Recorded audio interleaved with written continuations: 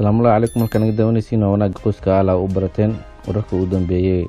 dadka ku nool magaalada Kiev ee caasimadda Ukraine ayaa bilaabay qaarkood inay ka baxaan magaalada kadib weerarkii Ruushka uu ku qaaday Ukraine oo bilowday saakay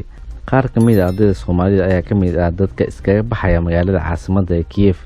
oo ka mid ah magaalooyinka uu beegsanayo ardayda ayaa waxay u joogaan waxbarasho qaarna waxay ka mid yihiin dadka meesha degaa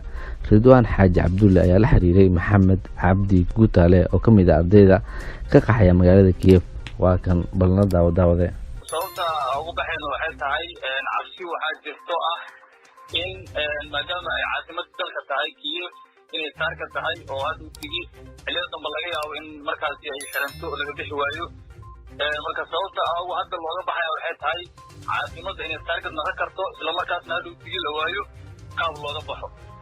waa gartay dadka ku nool Kiev hadda ma wax rasaas ama wax hubah ayay maqleen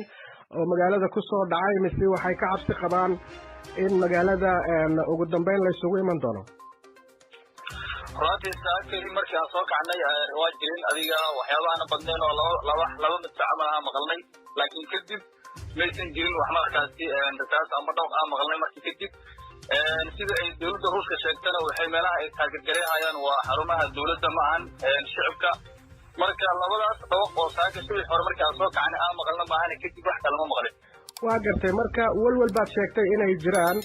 adna waxaad ka mid tahay dadka magaaladii raba inay ka baxaan xaggee inta badan u socdaan dadka ka qaxaya magaalada Kiev runtii dadka inta badan waxay u socdaan dhankaas iyo Lasifa oo ayada ah maxallaha iyo dhankan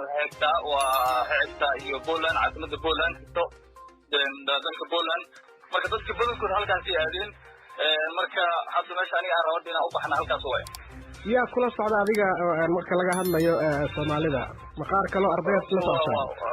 runtii aad wala badan yahay arday badan iyo dad markaas jeedaan meesha ku ahay iyo kuwa ku joogay waa aad u badan markaas darabaa inay baxaan ka baxaan waa gartay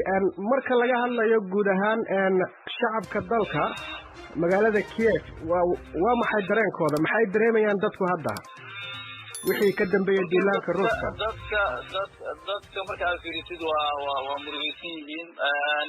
intooda badanna way wadanka way ka carareen caasimadda way ka baxeen qaarna waxay sameeyeen way joogaan laakiin waxay sameeyeen in markaas ay supermarketyada iyo meelaha ka soo adeegtaan ilaa ay adiga muddo waxay soo celceli lahaayeen ay soo adeegtaan ay gurigooda iska joogaan oo taladii madaxweynaha ay qaataan oo ahayd in dadka gurigooda iska joogaan ka baxeen oo ilaa haddana way qulqulayaan halkaan naga daawanaysiin waa wanaag qoyska ala u barteen wararka ugu dambeeyay fadlan subscribe dheh maalintana ku wacnaado